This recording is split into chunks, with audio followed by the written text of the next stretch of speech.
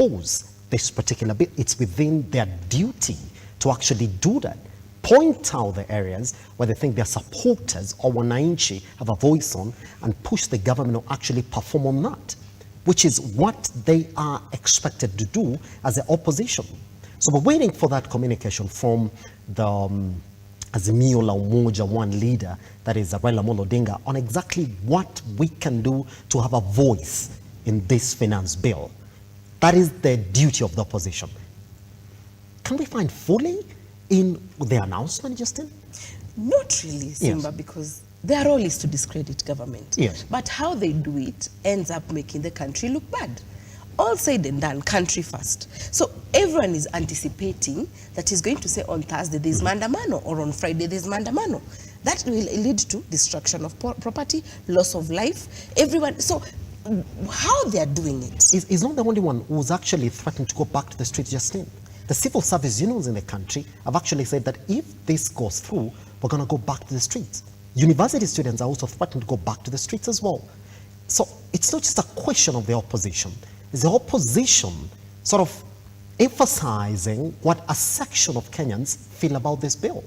But the tragedy is that yes. during opposition mandamano or Azimio mandamano, there's loss of life, destruction of property, people close shop. Yes. That is the difference. All the others we've seen, and I've not had any report of, loss of life or destruction of property, yes. or that the economy is at a standstill.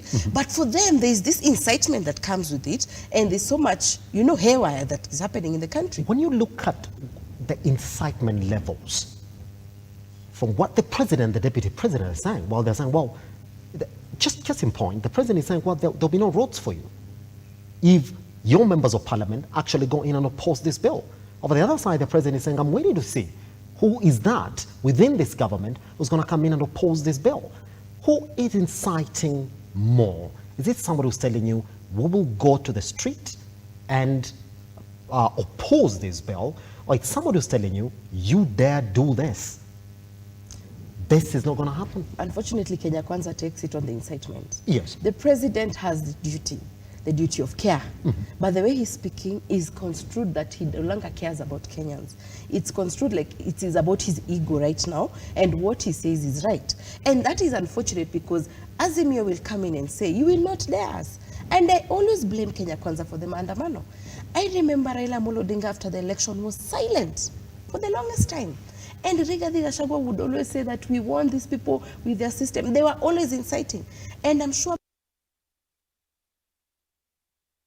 and these guys are on your case. So I blame Kenya Kwanza because they've forgotten that they have the duty of care in this country. Yes. They are very irresponsible. That one I can dare say, because I don't expect someone who is hoping for the government to work, someone in charge, and Azimio's role is to discredit them. That is their work. But the government does not even have to speak in a way that they're inciting or dividing Kenyans. Let me tell you, Simba, they are at a loss.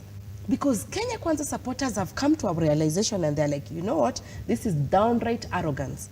If you're going to show us what you're going to do, we are going to show you that we gave you this job. Yes. So it's unfortunate that Kenya Kwanza is fueling the whole conversation. Yes.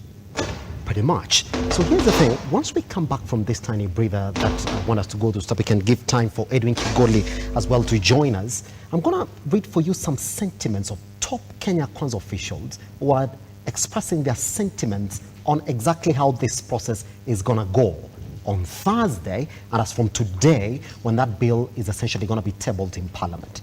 But then I will weigh in on what the Azimio la Umoja One Kenya Alliance are also saying from their side, top officials. So we say, who is supposed to speak responsibly? Because a member of parliament is supposed to speak the voice of the people. Go in, talk about this bill in a proper way. Go through the views that have been given to you by your people, and then vote on it credibly. But is that what we're going to see?